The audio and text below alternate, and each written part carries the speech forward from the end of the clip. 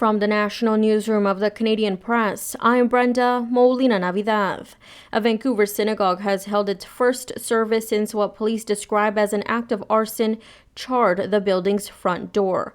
Rabbi Andrew Rosenblatt called Thursday night's actions cowardly and had encouraged members to come out today to create strength in numbers. And it's a sad state of affairs that's what brings people into the building, but I think that is the right response right now. Jewish community members say they have been facing a rising wave of anti-Semitism since the Israel-Hamas conflict began in October.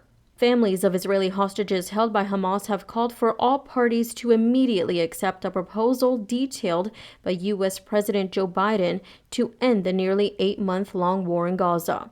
ABC's Britt Clennett reports Israel's government says conditions for a ceasefire are still not met. Earlier I spoke with a foreign policy advisor to Israeli Prime Minister Benjamin Netanyahu. Ophir Folk gave no indication that Israel is willing to permanently end fighting by the second phase, saying Israel must first destroy Hamas's military capabilities, only then will it agree to a full ceasefire. He said the notion that a permanent ceasefire will kick in without us destroying Hamas and freeing our hostages is a non-starter, saying Israel will not settle for anything less than a total victory. Ottawa has endorsed the proposed plan. PEI hunger strikers outside the island's legislature are cautiously hopeful following a meeting with government officials, and they have begun drinking water and eating small amounts of food.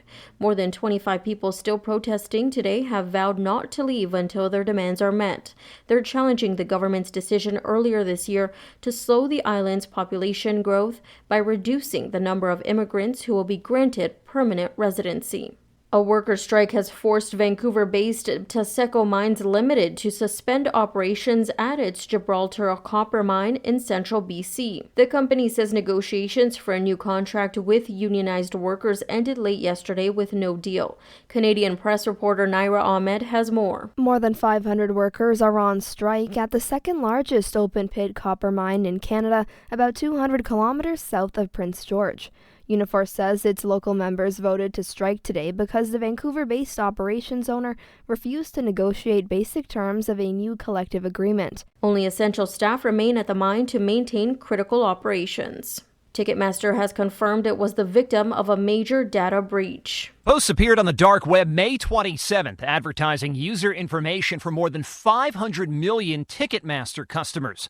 Company now confirms it was the victim of a data breach. Its parent company, Live Nation, in an SEC filing, said the breach occurred May 20th, and it's working to mitigate its risk to users and the company and are cooperating with law enforcement. It's still not clear how many people had their personal information exposed. Brian Clark, ABC News. This is the Canadian Press.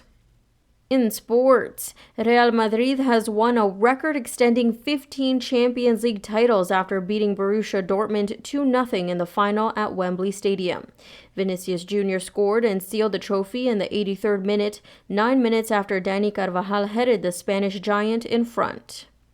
Canada beat Mexico 2-0 today in a pre-Olympic women's international soccer friendly. The Edmonton Oilers are one win away from reaching the Stanley Cup final. They beat the Dallas Stars 3-1 last night to take a 3-2 lead in the best-of-7 Western Conference final, and now turn their attention to tomorrow's Game 6 matchup at home.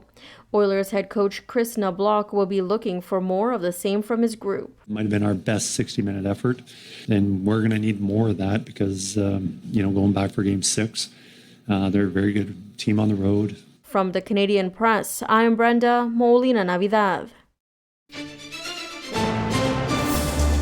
Thanks for listening. Don't forget to follow and subscribe. For more of today's top stories, visit thecanadianpressnews.ca.